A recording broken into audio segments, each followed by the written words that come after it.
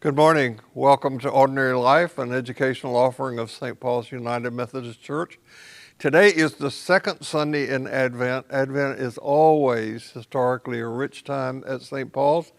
And beginning today, there are opportunities for some gathered worship experiences. This afternoon at 4 o'clock, there will be communion on the grounds here. And you can go to the website to register, but if you find that to be difficult to do, just show up and you'll be welcome. And if you can't make that, there will be an online communion this afternoon. You can also go to the St. Paul's website to get a link for that. Natalie Negretti and I will be leading that, and Linda Portner will be the lay reader. And we can have as many as just want to show up. The instructions will be given at the beginning of the service. So, you want to say something about deadline for request? Have we passed it? It's tomorrow. So we as you guys know, we give away all of the collected money from the year that you guys have so generously donated. And tomorrow is the deadline for any requests for funds for nonprofits that you're associated with, work with, or contribute to yourself. So that link was on the announcement for this class, and it's the paper is on, having trouble, on our website as well. So if you have any last minute ones, please send them to me. If you have questions about it, you can contact Bill or me. And that's it, yeah. I don't know if you heard, but this a couple days ago? Yesterday, the historic church, Middle Collegiate Church in Manhattan, the church where Jackie Lewis is one of the pastors, senior pastors, burned. Yeah. And it was a raging fire. We could see the videos of that. I have not checked today, but at the last time I did check, they still have their tower and their bell. The bell in the Middle Collegiate Church is over 25 years older than the Liberty Bell that is in Philadelphia. Oh, wow. And the church goes back to 1620 something. Yeah, the building itself. Uh-huh. Yeah. Yeah. And of course, it's really worth reading about how they've come to terms with their history. And yeah, and Jackie tells such a lovely narrative about the first pastor there being an owner of enslaved people.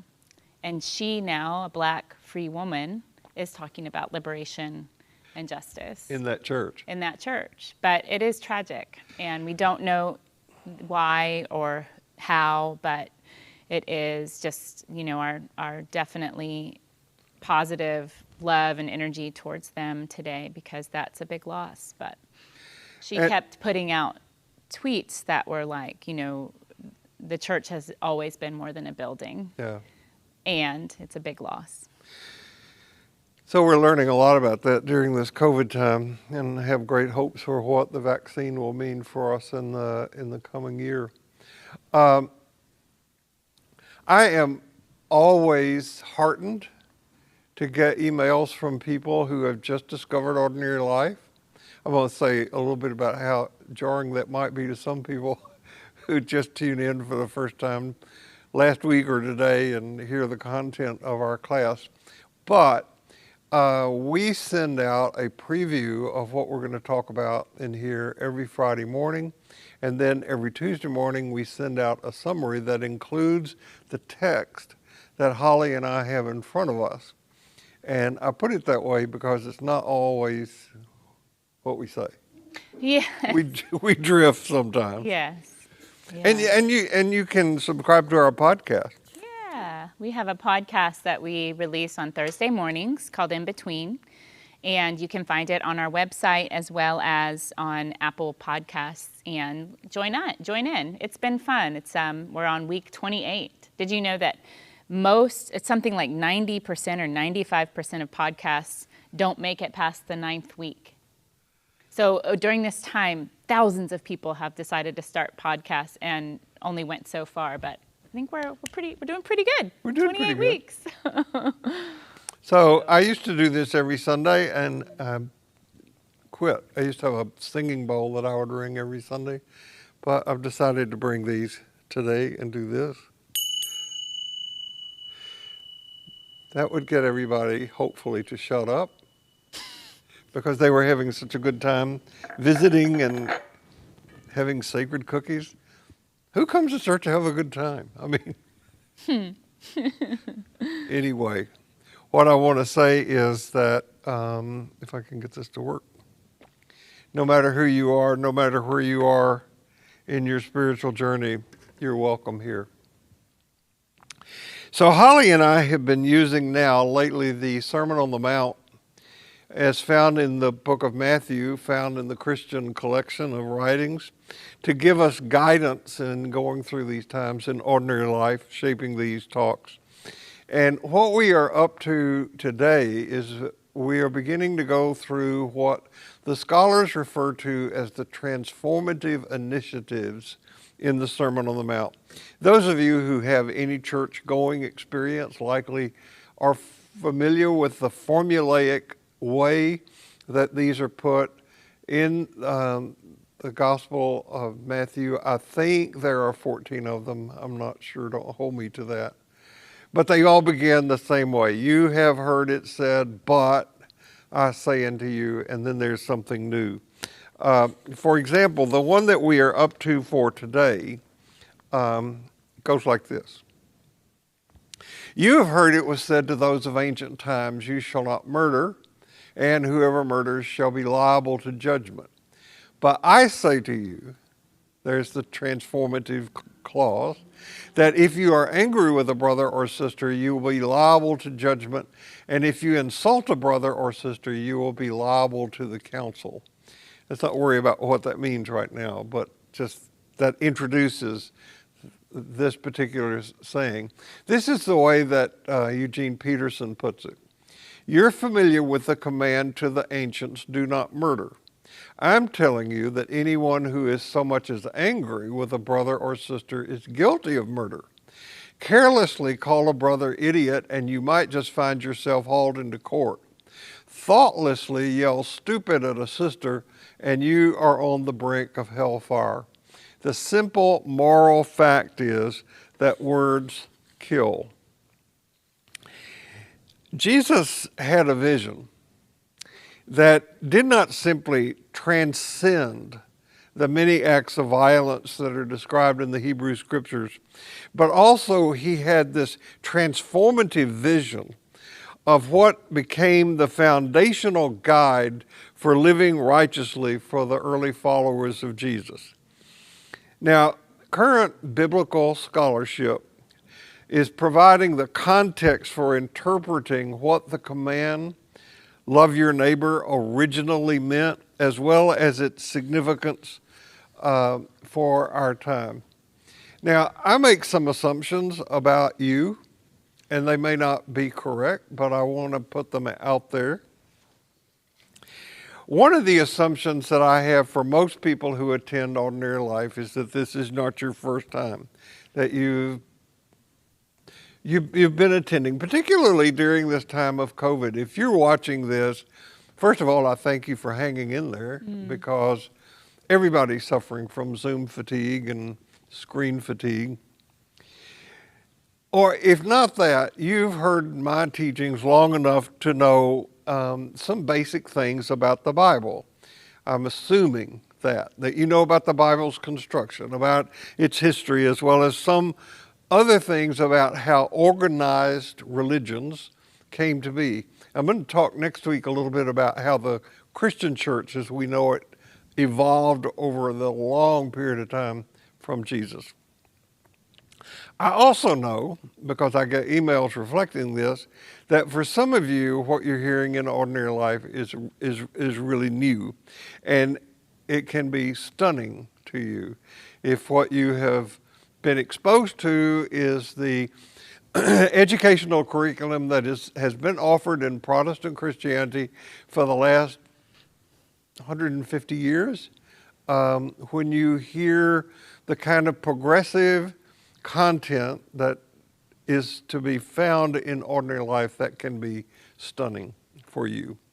So today and next Sunday and maybe the next, I haven't thought that far ahead, interspersed with things that Holly will be saying, I want to offer material that is intended to do several things, at least to deal with several things.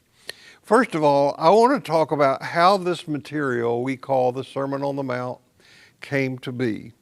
It was not given as one sermon in one time at one place, and somebody had a recording device and held it out there and got the words of Jesus and got it down. So how do we have this material in the first place? And how has it been variously interpreted over the centuries? It has been interpreted in many different ways, allegorically, symbolically, parabolically, literally, all of those ways. And then how did it really function for the early followers of Jesus? This material, these teachings that if you get the clutter out of the way, can really start to look like some of the sayings in the Gospel according to Thomas. How did those isolated wisdom teachings function for those people? And then, as I said, I want to give an overview, probably beginning next Sunday, about how the Jesus movement became the church as we know it today.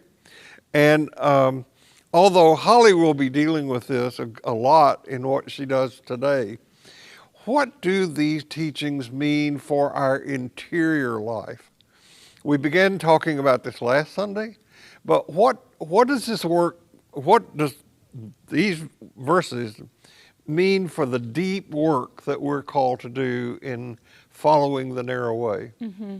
I appreciate how you're able to really offer us a grounding in history, in biblical and religious history. And what I like to try to do is apply what we refer to so often as the living word to what do we do with it today? Yeah. How does it apply to what we're called to do and how we're called to be in this moment? Because it's a drastically different moment than 2,000 years ago. So thanks for the grounding and the kind of shaping. I love to do this. Yeah. So the point of this verse is language matters. Words can be harmful and words can be healing. This relates directly also to right speech on the eightfold path. It is, as Bill has said before, wisdom tends to repeat itself no matter what the tradition is. That's how we know it's true. I would bet that most of us have heard the adage, sticks and stones may break my bones, but words can never hurt me. This could not be further from the truth. I think I recall you some years ago giving a whole lesson about sticks and stones, maybe 10 years ago or some time ago. Mm-hmm. It's somewhere in my memory, so maybe that surfaced here. But none of us are immune from saying hurtful words, and none of us are immune from being hurt by them. And as the verse says, the simple moral fact is that words kill. This part of the Sermon on the Mount makes me consider two levels of communication. One is interpersonal, what I'm going to call micro communication, and the other is cultural, which I'm going to call macro communication. I think of the interpersonal as the way that we manage how we speak to our close loved ones, to people in our lives, and how we speak to them is an representation of how well we love them. How well we love them is a strong indication of how well we love ourselves, as well as how well we have been loved. Then there's this whole other level of interpersonal communication, which is what the body says. Meta-communication is nonverbal messaging. Let's say, for an example, an unwell mother might say to a child, "I love you so much." And the child, who is completely dependent on the mother for signals about the safety of his or her environment, sees in the mother's eyes, hardened eyes, a rigid body, and a cold touch. The child cannot leave this field. The message is confusing. The body says one thing, the words say another. In essence, what is heard does not match the experience of what is heard. It's kind of like when you ask someone, "How are you?" and they say, "I'm fine," but everything on their face tells you they're not fine. Okay. So anthropologist and social scientist Gregory Bateson termed this a double bind. This is when an individual or a group receives two or more conflicting messages where one negates the other. The hardened I's negate the I love you. On the macro level, language shapes cultures in both positive and negative ways. We say all men are created equal, but if we don't enforce it, the words become meaningless. The ways in which we do or don't mean what we say impacts the ethos of our society and how well people belong here. I have definitely said thoughtless things in my life, probably definitely as recently as yesterday. I was hungry and I asked Josh to bring me soup and he didn't bring me soup and I said something mean. And then I had to walk it back and apologize. You said something mean to Josh? I did, and he's perfect, I know. You know, I can tell you, of course, Gregory Bateson was key to part of my training. He's just a genius in being able to do what he did. And as a personal counselor, I can tell you, I have run out of catalog of these double bind messages that people get. Somebody might be raised in an alcoholic family where an alcoholic parent will say to a child, I love you more than anything, and then take a drink. Not do things to protect the child. Right. Oh, yeah. Or the worst is in a book called People of the Lie by Scott Peck. In a family where a young man committed suicide with a .22 rifle. And the next year, the parents gave that rifle to his brother for a birthday gift. Oh, I can't even. I mean, and it's not that people are consciously, they're just not thinking. Right. And these ways of, the way that we communicate says a lot. It matters. Whether with our body or with our words. Absolutely. And people, and especially for small children who are looking for cues about their environment from the adults in their environment. Grow up with confused messages about the world when the two things don't match up. Right. So when virtual learning had just begun, I was frustrated with my youngest son. And the way I spoke to him reflected as much. He felt hurt. I may have told you this story. He ran out of the house and down the block and said he wasn't coming back. He was dropping out of my school. And in his lispy voice, he told me I was the worst. And to my credit, he is one of the most stubborn and persistent kids I know. But to his credit, I'm one of the most stubborn and persistent adults he knows. So I have no idea where he gets it from. But I went outside. I called him to me, I wrapped him in my arms, and we both sat on the sidewalk and cried. He was hurt, and I was frustrated. But we restored right there in the middle of the sidewalk. I'm not really sure who walked by or who didn't walk by. I definitely should not speak to him in frustration, though I'm pretty sure it will happen again. I'm pretty sure it has. And certainly if this is habitual with me, if I'm speaking more out of anger and frustration than I am out of love and compassion, the responsibility to fundamentally change my behavior lies with me. But life is frustrating and relationships are hard and I'm not perfect, and I'm even less perfect when I'm sharing a workspace with my 3 kids and everyone in my household. I've heard a lot of parents say over the years, we don't fight in front of our kids. I don't want them to see that. But what I've learned from studying conflict resolution, and I've studied it a lot over my life in different ways. I used to run a peer mediation group when I was a teacher and studied about the nature of conflict. And one of my biggest entries into conflict was nonviolent communication, which is all about restoring conflict, which is said to come out of unmet needs. So we can hold that we have this set of needs, and any conflict that erupts out of it is when somebody's needs aren't met. Then we can get at the root of it. That's a whole other thing. But what I've learned anyhow about conflict resolution is that it's not so much that the conflict itself, or that we should strive to be conflict-free, as we should strive to be restorative when conflict happens. Of course, there's a margin of what we're able to come back from. So I don't think we can continually do harm to our kids or our partners or our loved ones day in and day out. I don't think we can do physical and emotional harm day in and day out and expect restoration to heal all.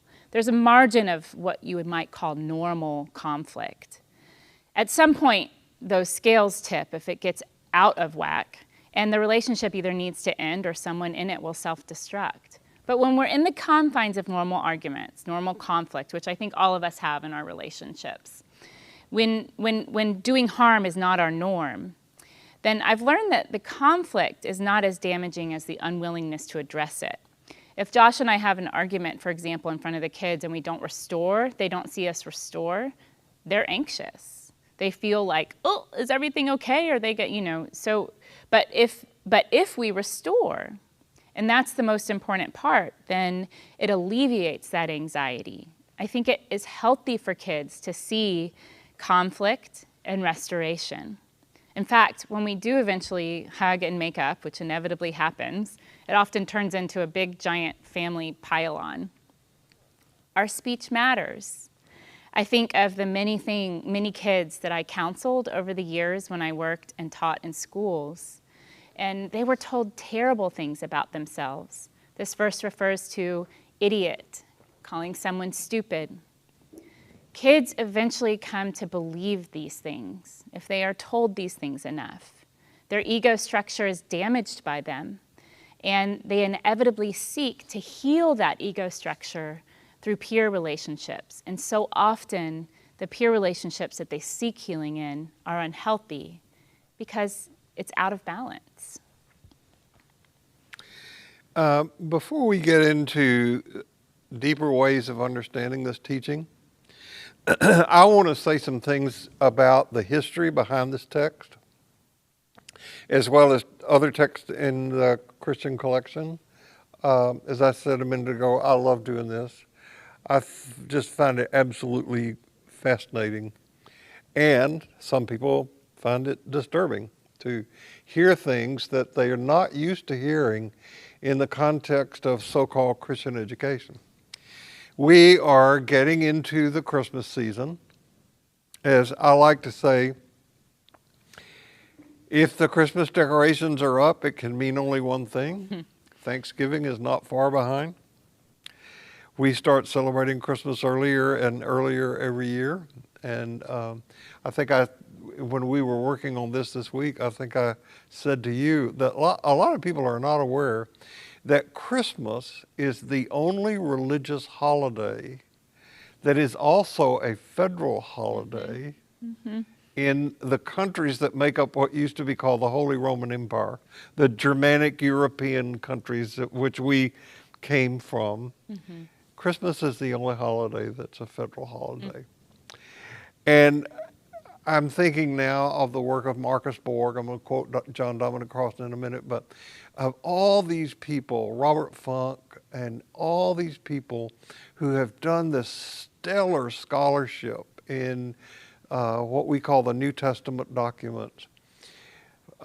Crossan and Borg have a book called The Last Week, which is about the last week in the life of Jesus. They also have a book called The First Christmas, which is just fascinating to read, and it's full of information, some of which you're about to hear from me, although I didn't take this from that book. But the point is that Borg says that everybody in the Western world knows Jesus, knows something about Jesus. It's impossible not to, whether you ever go to church or not. Just all the ads out there about Christmas. What's Christmas about? Oh, it's the birth of Jesus. And maybe that's all people know, but they know that much, that it has something to do with that. And through the media, we get exposed to stories about the first Christmas. And what we actually get exposed to are two dramatically different stories, one from Matthew, one from Luke. There's no birth narrative in Mark. There's no birth narrative in John. And Matthew's story and Luke's story couldn't be more different, but they get squished together into one story. And that's what people believe. Maybe before Christmas comes, I'll revisit this if it's appropriate and we have time. But not only are the stories different, they're parables. They were never intended to be taken as historical truth, as literal truth. It was not until fundamentalism, particularly in the 19th century in the United States, that these stories began to be taken literally. I'm going to repeat, oh, thank you. One of my favorite lines from John Dominic Crossan. Oops, it went away. It did. There it is. John Dominic Crossan says, "My point once again is not that those ancient people told literal stories and we're now smart enough to take them symbolically, but they told them symbolically and we're now dumb enough to take them literally." So the birth narratives are parables. For example, in the story about there was no room for Mary and Joseph in the inn, that story is a parable about how we are to make room in our own crowded, distracted lives for the birth of the sacred. Mary is not unique. We're all meant to give birth to the sacred. We're all to give birth to Christ in our lives, in our work, in our being, in our personhood. And this parabolic understanding of the birth narratives makes for a Christmas, for me, that is filled with much more wonder and much more possibility, as well as much more responsibility and much more joy. What a privilege it is to be invited by sacred mystery to make manifest God's very presence on this earth. That's an exciting story. But because of the pervasiveness of the secularization and liberalizing of the Christian story, so many people, if they know anything about the life of Jesus, think that it goes something like this. Now, this is crucial to the text that we're dealing with today. That's a background. Jesus was born. We know nothing about his early life except there is an incident told about when he was 12. He got separated from his parents when they went for a visit to a temple festival. They had to go back and find him, and when they found Jesus, he was in the temple debating with the rabbis, actually teaching the rabbis.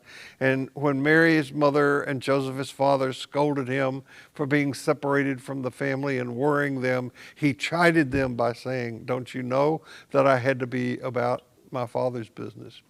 We have nothing else from Jesus until age 30. There is an assumption that he worked alongside Joseph in the carpenter shop.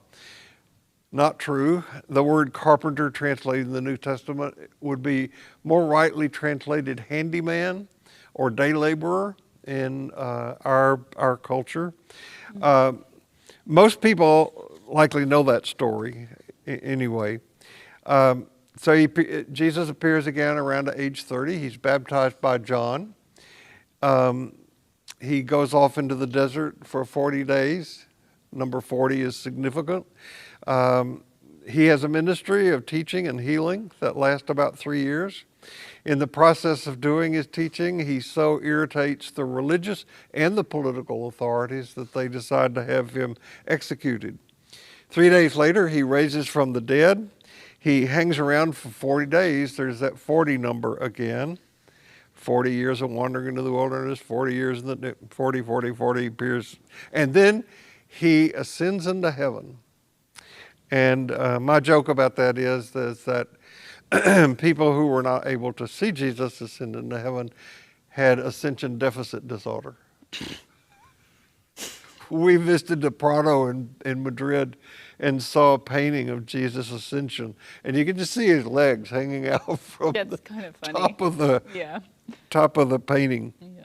Or sometimes you see like the hand of God like coming out of the clouds. Okay. Yeah.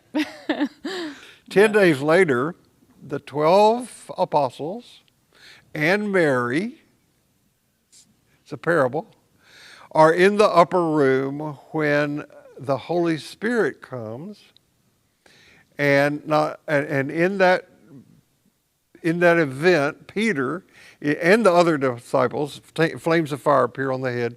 They are gifted with the ability to speak all the languages of the world, and they go out and they preached the gospel to those assembled in Jerusalem, and that day 2,000 people were added to the church. That's the story. Now, all of that I just said is contained in a document called the Book of Acts in the Christian collection. It is a fascinating writing.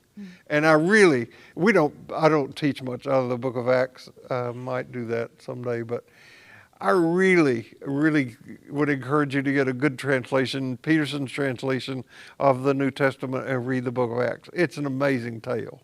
I mean, really amazing, I think.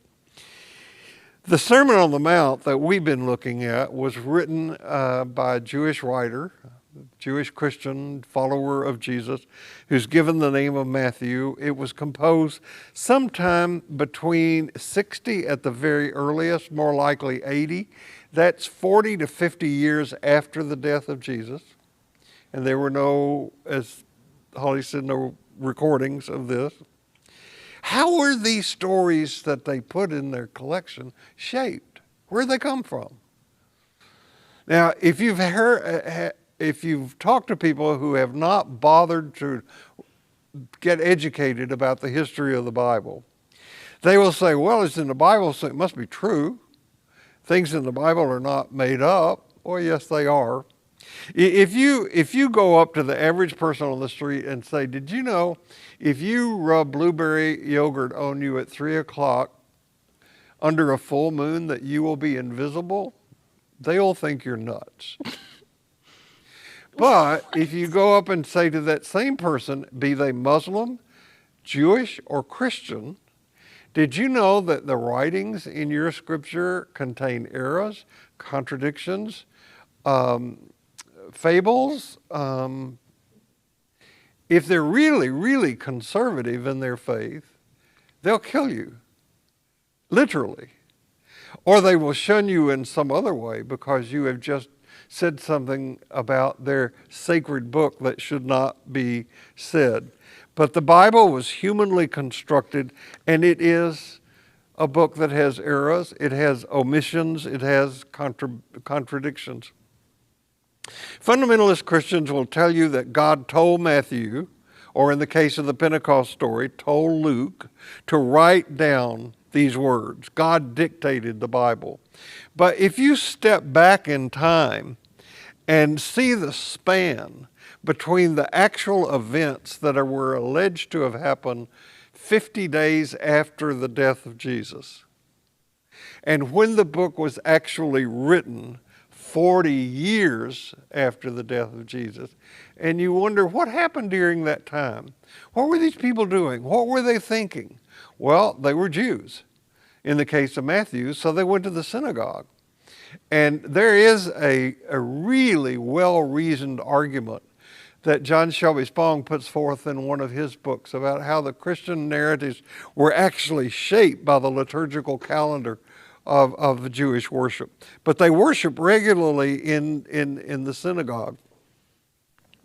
The Pentecost story, for example, is shaped by the New Grain Festival that you can read about in the Hebrew Scriptures. And it is associated with Moses receiving the law on Mount Sinai, which was 50 days after the Exodus. 50 days of Pentecost, 50 days of this. And according to Jewish teaching, God issued the law in all 70 languages of humankind. 70 is also a number that appears many times in Christian writings as well as the Old Testament Hebrew collection. And Philo claimed that when the law was initially given, fire streamed from heaven and a voice from the flame became articulate speech. Flames appear on the heads of people in the Pentecost story. So the Sermon on the Mount found in Matthew is constructed to show that Jesus is the new Moses. Moses got the law on the Mount. Jesus gives the Sermon on the Mount.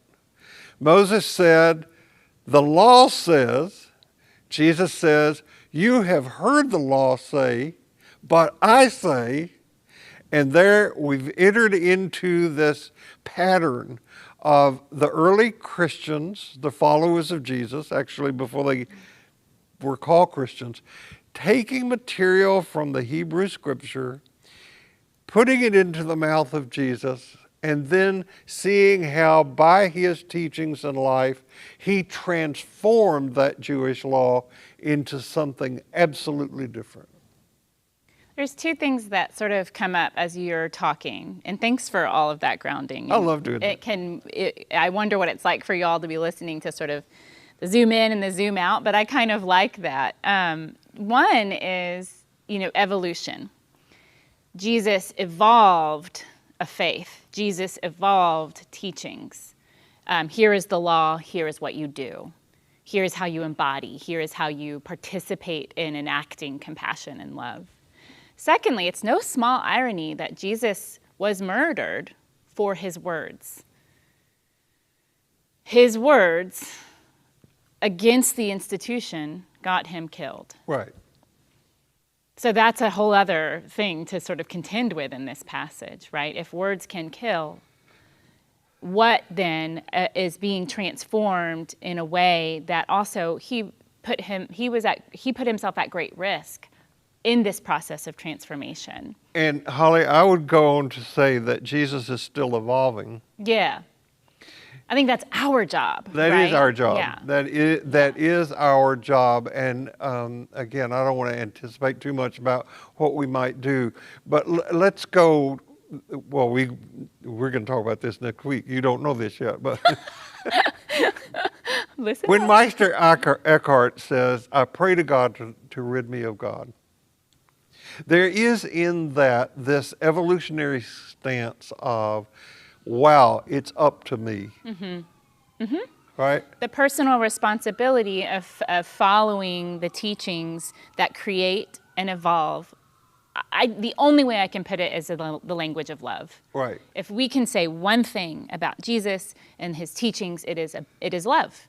It is about creating more love in the world. So this is one of the reasons that I've come to say that for me, what it means to be Christian is to have a relationship with the sacred that Jesus had. Mm-hmm. And the only way that I'm going to know that is to continue to look at the story and say, how's that relevant for me? How do I live that out? What does that mean now? What does that mean now? Yeah. So what can it mean today, and this is what I'll get into, to say that words can kill? As I pondered this week, and I wasn't exactly sure how to address this at first, because I thought, well, duh, we know that murder's wrong, and we know not to kill folks.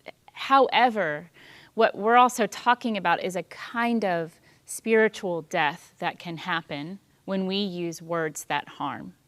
And we also can think of the way that words have actually killed. The first image that floated to my mind was Emmett Till, who was a little boy who most of us know this story, who was from Chicago and visited his family in the South during the 1950s.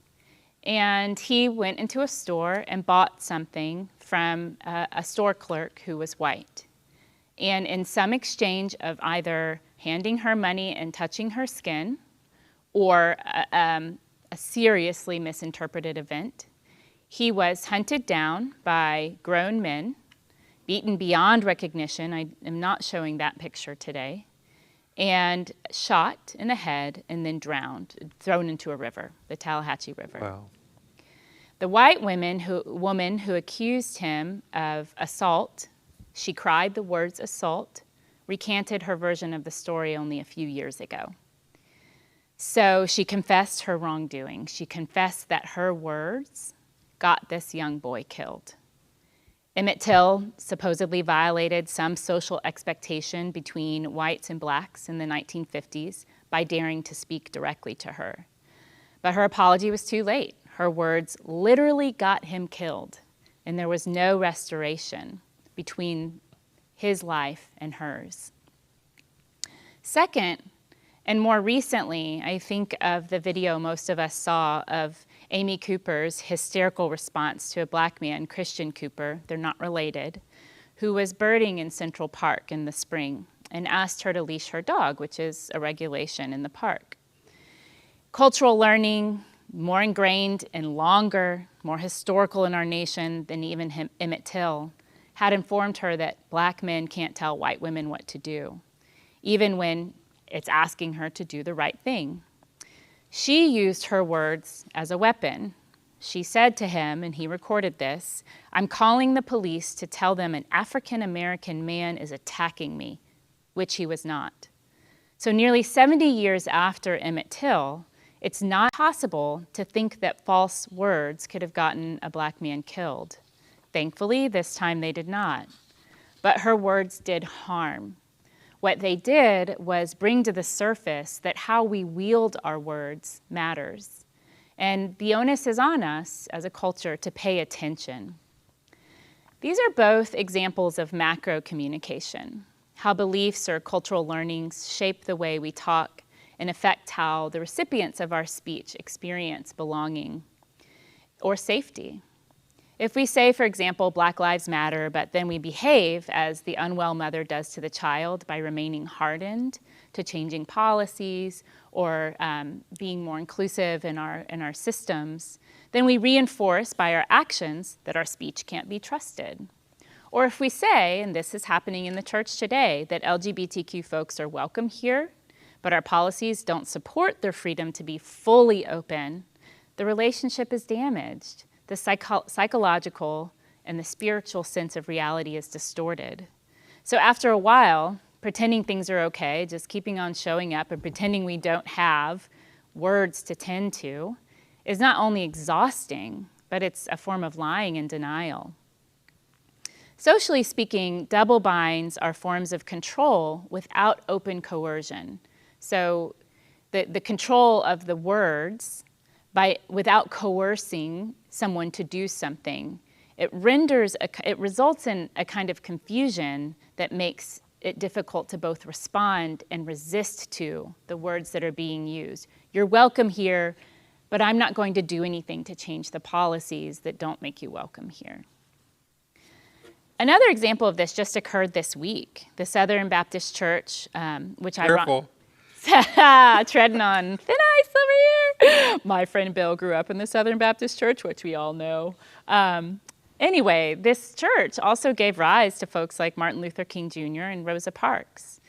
But they declared this week that critical race theory, which is an approach to the issue of systemic racism and analyzes systems and biases embedded in these social structures. So it plays an important role in helping us evaluate what is wrong here and how do we restore it.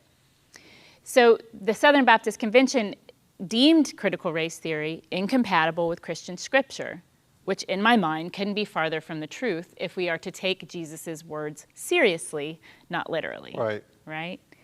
This means that they basically don't want to investigate how the church has been complicit with racial harm and even murder. The people who killed Emmett Till were good Christians.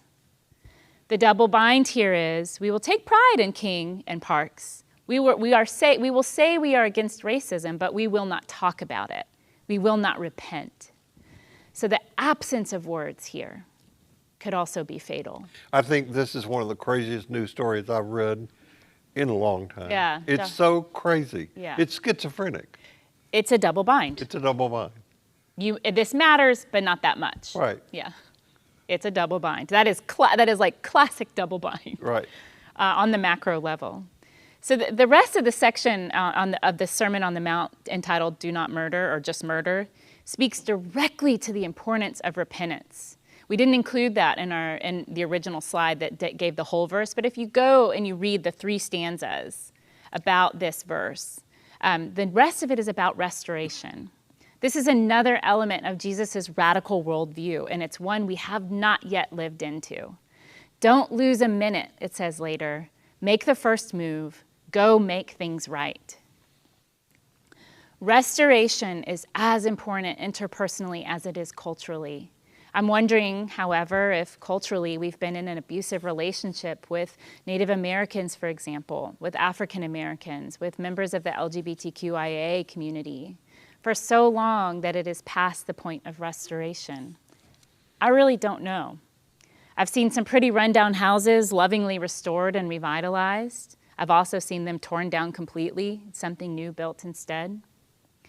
If it is past the point of restoration in this lifetime, and some things inevitably are, I think we have to consider what we want to build for future generations. There's this beautiful story about Howard Thurman as a little boy. He is a mystic. He was a preacher, a teacher to many of the civil rights activists early in the 1900s. And this story, he used a lot of analogies from nature in his meditation practice and in his teaching. And this story is probably one that stuck with him for his whole life. He tells us that he was about 8 or 9 years old, walking through his neighborhood. He walked by an elder, a man in his 80s, who was crouched over the earth, planting pecan trees. "Why are you planting that tree, sir?" he asked. "I mean no disrespect, but you're not going to live long enough to taste the fruit from those trees." The old man paused and replied, "Son, all of my life I've been eating from trees I did not plant. It is my job to plant for somebody else."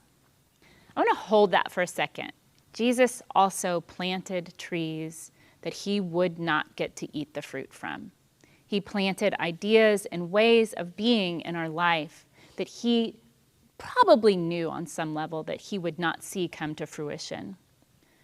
Words are like the fruit of trees. If we put the energy of love and compassion into them, the tree bears delicious fruit. If we put the energy of woundedness, resentment, and domination into our words, the tree bears rotten fruit. Sometimes, so we have an orange tree in our backyard, or our back space, whatever it's called. And in a really rainy year, this year was a rainy year, my orange tree produces oranges that split open before they ripen, and they fall off the tree. So they're these green, hard balls that are split open and can't be used. Then they get thrown away, or a lot of them get left on the ground to rot, and flies eat them. Some years, my orange tree makes the most delicious oranges and the most delicious juice I've ever had. We collect them and juice the oranges. Did you plant that tree? No, it was there when we moved in. So it's somebody else planted that tree. Thank you. Good question. Didn't even think of that. If we are to participate, however, in planting restorative words, ones we may never reap the rewards of, there's a whole process to attend to here. We are one thought away from saying something kind, compassionate, and healing, or we're one thought away from saying something harmful, devastating, or murderous. Our thoughts become things. To do restorative work, we have to go all the way back to the thought, or to the pecan. And we must get honest. What are the thoughts we're having? What are you thinking about yourself or your partner or the world right now? Can you observe that thought and sit with it and then shift it if necessary? If words can kill, then it starts here with the thought. And are our thoughts ones that expand or constrict life? Are they curious or are they judging? Only you, only I, can be honest with ourselves in that inquiry. It sounds super trite to say that you can only be as kind or loving to others as you are to yourself, but it's also very, very true. Once you do this inquiry, I'm like misreading my text. I was kind of off of it, and then I went back, and I'm not where I wanted to be. Once you do that inquiry, what words have I used that have slowly eroded my spirit or others over the years, then we can begin the process of healing. So the first step is truth-telling, just getting honest. There's no shame in honesty. Honesty is restorative. The Jewish calendar, which Jesus probably would have participated in, has an entire week devoted to atonement. That's from Rosh Hashanah to Yom Kippur. It's supposed to be devoted to contemplation and restoration. In my household, I've instated a process for restoration between my kids. You know that, "Mommy!" followed by, "My brother hit me," or "He knocked over my Legos." It happens every day in my house, and I do not love playing referee. It is not my favorite thing. So I've taught my kids a way to restore with each other and kind of manage that themselves so that I don't have to interfere and manage. Sometimes, of course, I do have to interfere and manage, but it basically follows this script. I'm sorry I hurt you. Where does it hurt? So if they hit each other, where does it hurt? And that's a literal question sometimes. How did it make you feel? And what do you need from me? More often than not, the boys will say, I just need a hug. And 10 seconds later, they're like rolling around like puppies again and playing. This happens about a dozen times a day in our house. So this is every day. Rosh Hashanah to Yom Kippur is an important week, but restoration needs to happen all the time. I wish it were this easy between adults, but as we know, we all carry our old, unhealed hurts around with us. And these are the ones that make it so hard to sit with that pain inside of us. Inside of each of us, though, is a small child who just needs to be held, who needs to be asked, where does it hurt? Bill, you once invited me as a process to... Is that you? That is me. To carry a photo of myself as a little girl so that I could send her love anytime she needed it. Anytime that small self got wounded, I could just look at this picture and tell her, I love you. This is one way to integrate that small self into the grown self. And healing, really, restoration, is all about integrating. Yeah. So you can advance that. Yeah. Richard Rohr calls the Sermon on the Mount God's plan or Jesus' plan for a new world. These teachings that we're dealing with in Matthew 5, 6, and 7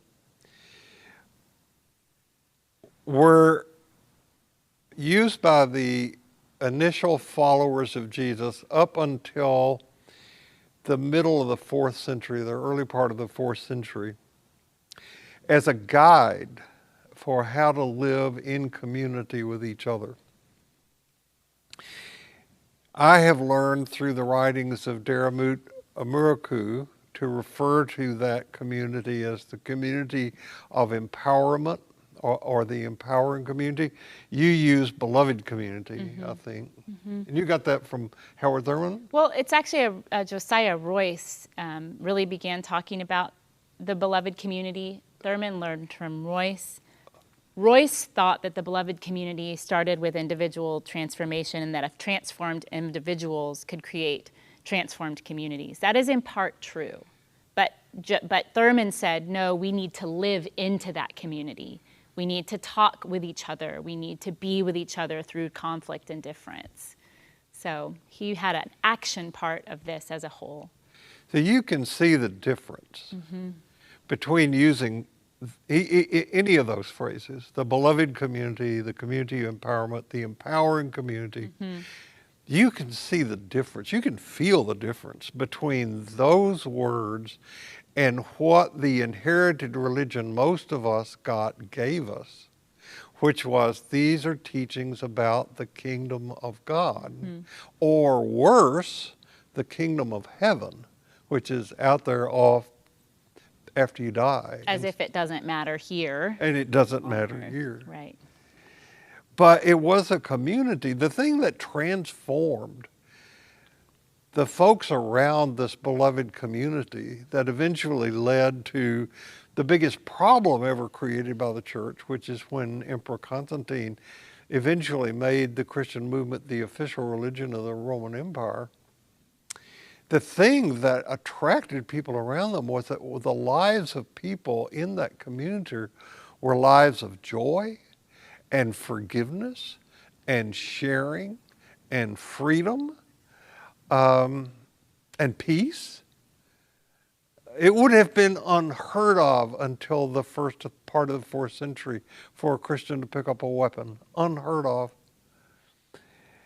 And no doubt at different times in the first few centuries, these teachings meant different things to those communities as they evolved in time.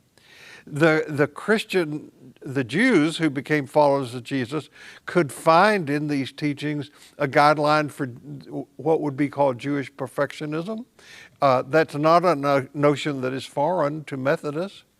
You know, Wesley urged his clergy to go on to perfection.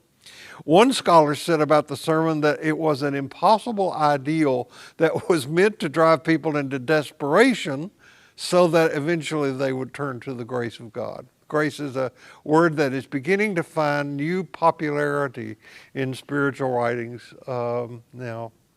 Brian Stevenson talks about the necessity for grace and mercy on a collective secular level, and he is really, really wonderful to listen to in that. In her book that I have not finished reading, Kathleen Singh's book on unbinding, which is her understanding of the Buddhist Four Noble Truths, her word for God is grace. And that's so that some saw it as an interim ethic that was to be used by Jewish people until the Roman Empire would fall and the Jewish Empire would take over. However you read it, it goes far beyond the legal requirements that the Jewish people were familiar with, and it seeks to inaugurate a more courageous and provocative commitment to peace and to justice. And what it does is invite deeper levels of integration of how love is to be lived out in daily life. I used to submit jokes to the Chronicle. I'm a jokester. I love jokes. I love to tell jokes. We had an experience this week at Central Market, and when I left, I said, that's an accomplishment. Because, you know, they have floor people who walk around the Central Market, and because I shop there every week, I've gotten familiar with them. And one of the floor people came up to me this week as we were shopping and said, got a joke for me? Oh. Made my day Yeah. that you get known like that. But I used to submit jokes to the Chronicle. No doubt one of the reasons the Chronicle's readership is slipping is because they don't carry jokes anymore. Here's one I submitted. Neighbors of mine say they intend to send their son off to a Bible college. When I asked their reasoning, they replied, 1 book, 4 years, how hard could it be? Well, getting the teachings of Jesus is hard. It's very difficult. We're going to talk about that next week. They're difficult to understand. They're difficult to live. I want to give you, for those of you who might be jarred, stunned, whatever the word is, about what you hear Holly and me talking about the Bible and its history, I'll use some words found by Shelby Spong. They're so true. Shelby Spong has spoken in this place before. But these words I could have said. I treasure the Bible. I live in it and work on it all the time. But it is not the Word of God. It is the tribal story of a particular people. And the best thing about that story is it keeps growing and evolving. Yes. The first thing Jesus said about getting into this empowering community was that to enter its upside down logic, people are going to have to change their minds about a lot of stuff. Repent. That's what repent means. And one of the ways he demonstrated that was by going about breaking a lot of rules and a lot of regulations, and including people who were considered the outcast. Jesus' big idea was that this community of empowerment was both an outer event and an inner reality. And what we're holding up for consideration today is that there is little hope, we can change that, for love's will and way being made manifest in the outer world if we don't work to inhabit the kingdom within. Loving the enemy means first of all confronting that within us which we do not want to acknowledge because it goes so contrary to the image we have of ourselves. If you want to know what that inner adversary looks like, just pay attention to who ticks you off, what irritates you. That'll be a big clue. I can't prove this, but I have a feeling that what blocks many people from having a contemplative practice is that they don't want to confront what might arise in the silence and what might come up there. In my counseling people, I've talked to countless people who have been recipients of their parents' own unowned shadows. And right now, in our country, we're having an excellent opportunity to see how African Americans are the recipients of white people's unacknowledged shadow sides. We also have the rise of this movement called neo-Nazism, where people not able to see the inferior, that means lower, qualities in themselves, project those unknown, unrecognized qualities outward onto others. So what you are seeing is the hate, fear, and loathing that in fact they have for themselves projected outward. So here's a truism that you can take away from here today. No one else is your problem. The beginning of the solution to the problems that ail all of us is first to recognize that the enemy is within.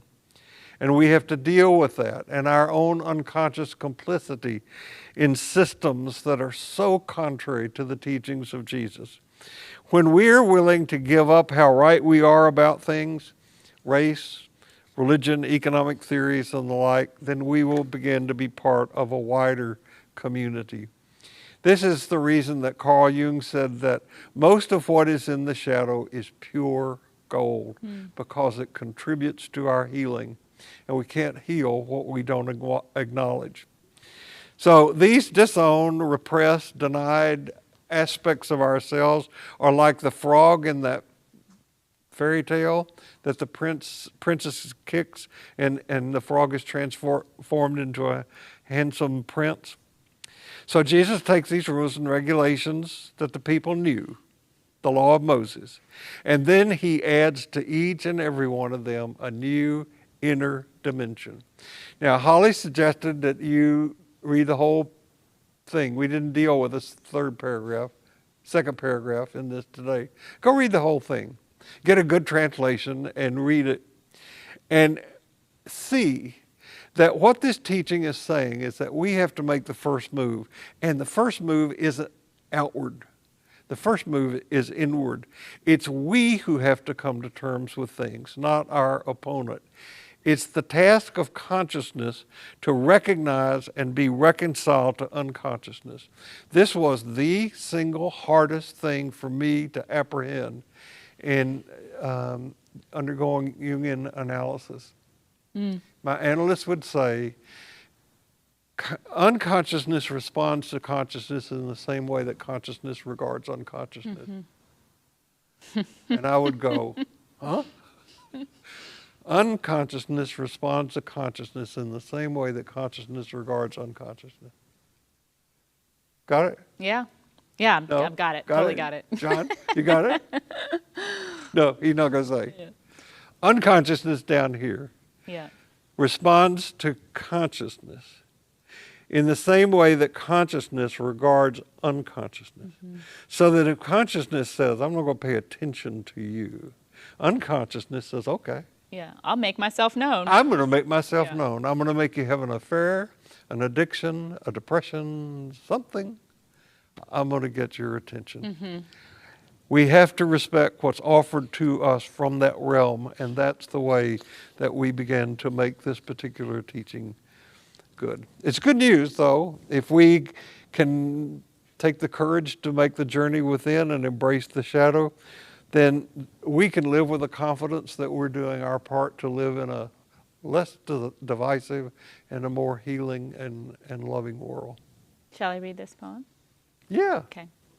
This is the last bit, but this poem found me this week, and it seemed like a good benediction for this week's material. It's accompanied by an animated illustration, which we'll include the link in the summary. And the poet's name is Padre Gotuma. He's an Irish poet, theologian, and conflict resolution. It all begins with knowing nothing lasts forever. So you might as well start packing now. But in the meantime, practice being alive. There will be a party where you'll feel like nobody's paying you attention. And there will be a party where attention is all you'll get. What you need to do is know how to talk to yourself between these parties. And again, there will be a day, a decade, where you won't fit in with your body even though you're in the only body you're in. You need to control your habit of forgetting to breathe. Remember when you were younger and you practiced kissing on your arm? You were onto something then. Sometimes harm knows its own healing, comfort its own intelligence. Kindness, too. It needs no reason. There is a you telling you a story of you. Listen to her. Where do you feel anxiety in your body? The chest, the fist, the dream before waking? The head that feels like it's at the top of the swing, or the clutch of a gut like falling and falling and falling? It knows something. You're dying. Try to stay alive. For now, touch yourself. I'm serious. Touch yourself. Take your hand and place your hand someplace upon your body and listen to the community of madness that you are. You are such an interesting conversation. You belong here. Wow, thanks for that. I love that. I love doing this with you too. No matter where you go this week, no matter what happens, remember this: you carry precious cargo. So watch your step, and we will see you here next week.